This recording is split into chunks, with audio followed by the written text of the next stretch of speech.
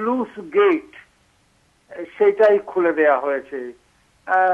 এটা মানে ওরা যা করেছেন, হায়ার সেকেন্ডারি কাউন্সিল যা করলেন, তারপরে তো এই সমস্ত ঘটনা ঘটেই যাবে। আর একটা কথা হচ্ছে যে এইদেরকে আশকারা দেয়া হচ্ছে কিনা এই রকম।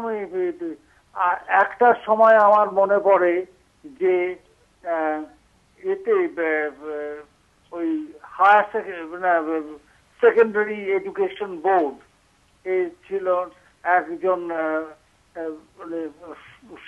মানে একজন কর্মী ছিলেন, মানে শিক্ষা সচিব ছিলেন। সেই শিক্ষা সচিব